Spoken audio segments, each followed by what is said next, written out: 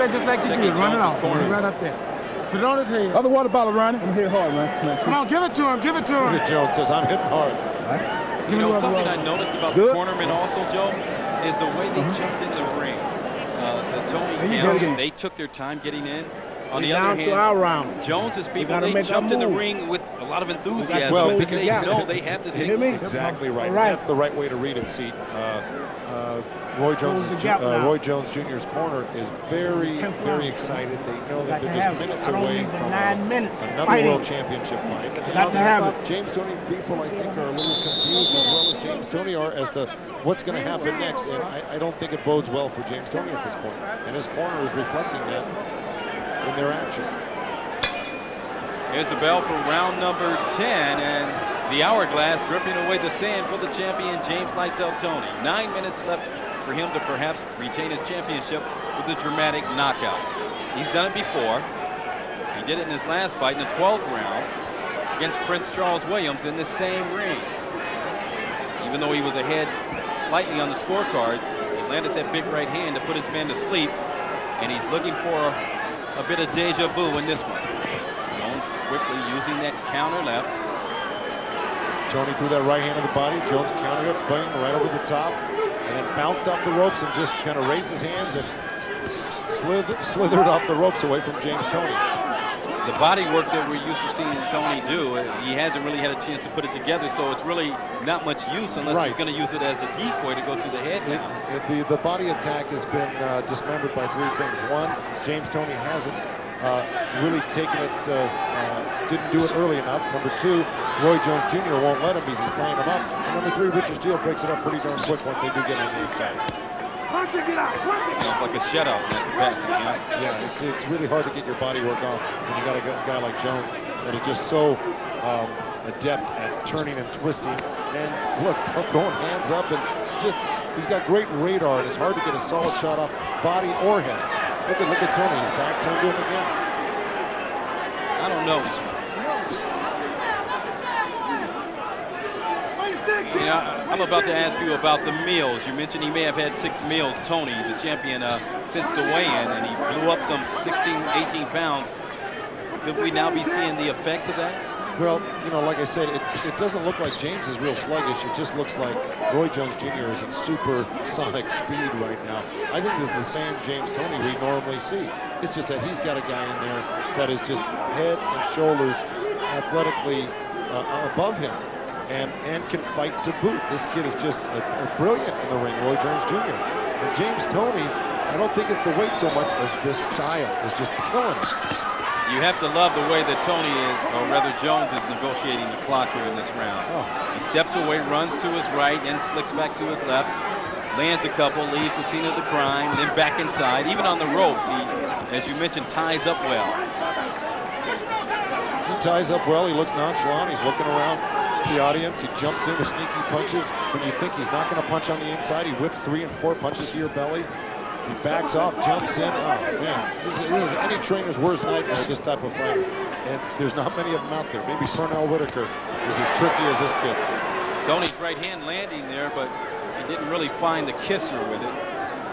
Closing seconds here of the 10th round. Whistling right hand, a portion of it landing on the nose of Toney. 6 minutes left for the champion to come up with a dramatic KO, or perhaps he'll lose his championship. Keep it just like that. Keep picking them shots and fight. So often, Joe, when the guy, 6 minutes, James. as we check. All right. Show it to me. Okay, bro. Let's go. We got to have it. When a guy is having problems making weight, so often, Joe, we see him struggle in a big fight. This is Toney's last fight at 168. But I think more so than that is the other guy over in the blue corner. I think Roy Jones is just superior above the rest. You know, like we always say, no excuses. You train, you're in the fight, the weigh-in's behind you. Now it's the 2 guys in the ring. Let's forget about the weight, even though that is an intangible you throw in there. But the reality of this fight tonight is that Roy Jones Jr. There you go. Make him fine. When you turn, catch him, Roy. With not as good a talent, is as good as we thought he would be tonight. And probably a lot better than James Toney thought he was going to be. 6 minutes left here as we go to round 11, and Toney, as he has done initially in every round to start it, comes out with a left hook.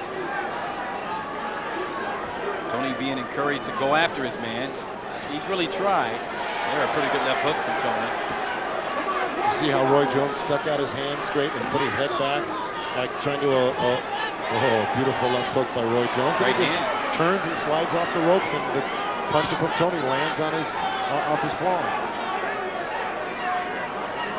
One thing I guess that's somewhat surprising for Toney, we haven't seen him try anything different. Or is it because he's limited? Well, I'll tell you what, you know he's not a limited guy because we've seen him really do some extraordinary things in the ring. One against Mike McCallum, who's a consummate counterpuncher boxer, against a slugger like Iran Barkley, and against another top-notch athlete like Michael Nunn. We've seen him overcome, adjust, and win. But this is just something real special here in Roy Jones.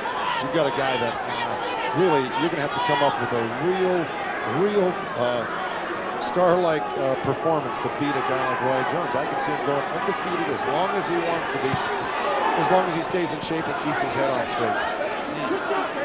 Even when he's trying to duck under a punch, Jones will catch him with the left hook as he did seconds ago. I'm surprised Toney's not coming after him with everything. Ooh, good smash to the face from the champion, Toney. And a counter right.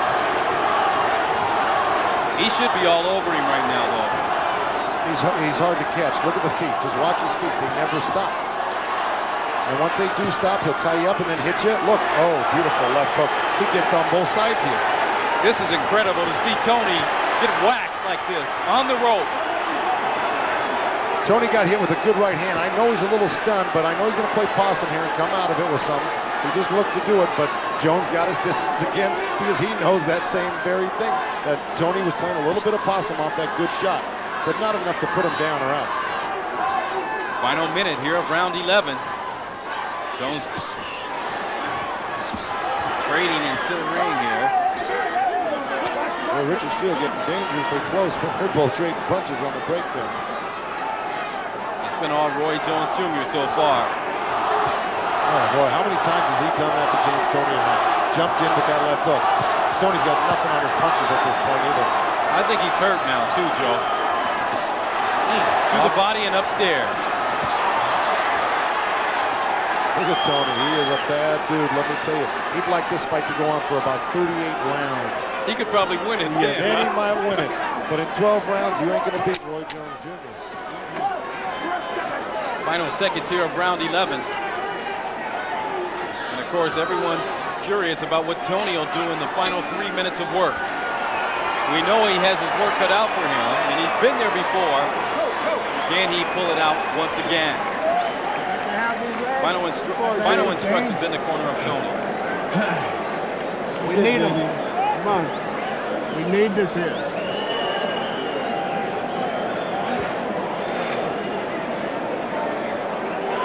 I got to have this here. We need it. There's no more tomorrow. Very subdued in that corner now. This is it. The last and final round. I want you to touch him, put them 3 and 4 point combinations on him and go. On your head, I'm on your head. He won't. Let me talk. Last and final round. Okay? Roy, listen to me. Don't give him a chance. Don't give him a chance to take nothing, okay? Don't stay there and slug with him, but I want you hitting him and talking. In comparison, what you heard in Tony's corner, they know they're 3 minutes away from Prince Charles. winning the championship. Well, Merkinson is Jones's trainer. He says, I don't want you to get in there and slug with him, but I want you to keep beating on him, touching him, hitting him, and working him. So he just wants him to box him, but he wants him to be active. On the other hand, my heart goes out to Bill Miller, the trainer of James Toney, who's brought him to this point and been a wonderful trainer for him. My heart goes out to him because he was kind of stuck for words there. His only instruction was, we need him. Well, what I think he really meant to say is, we need a knockout or we lose our title. But he really didn't want to say it, huh? No, he didn't. Jones not changing his plan here, even though it appears as though he has the fight won if he can stay on his feet. All it takes is one moment of glory, an instant, a punch from left field to right field. Right down Main Street from Toney, and he could turn the tide. But I don't know if it's going to happen here, Joe.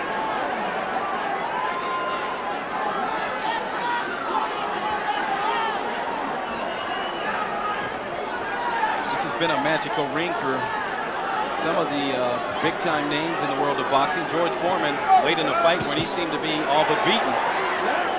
He came back with the big right hand in the 10th round to knock out Michael Moore, but we haven't seen anything to indicate that Toney could do the same. I'll grant you that. That was a marvelous upset, but here the difference was that Foreman was landing his shots all throughout the fight. He was getting beat, yes, but he was landing his shots and he was breaking Michael Moore down. On the other hand, James Toney just hasn't been able to get those repeated shots on the chin of Roy Jones to break him down, and that's been the difference here. It's been total control, no give and take at all, which is surprising. But then again, I think a lot of people kind of knew that Jones was the type of fighter that could pull this type of performance out of his hat. And I get the impression that Jones wants to close out the show in grand fashion. Instead of moving, you see him throwing rights like that and landing. Threw a right hand. Tony came back with a counter. Oh, a smash! Left hook to the face from Jones. And Toney unable to come back with anything. It's been a boxing lesson so far here tonight. And it looks as though it's going to go in the books as an upset, a slight one. Toney was about a 3-2 favorite in this fight.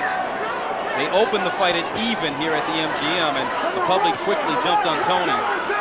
And we're talking about some unhappy campers now. People that wagered on the champion because he is a beaten man.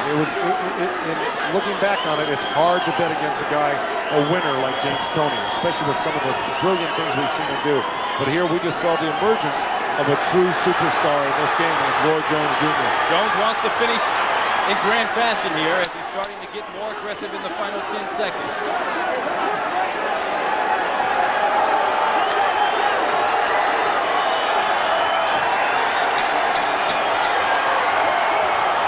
It's over, and I think it's over for the champion, at least as the super middleweight champion.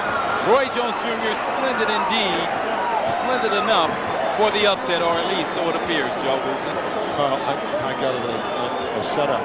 How surprising is that? A shutout for Roy Jones Jr. The only round that appeared close enough to give to the champion.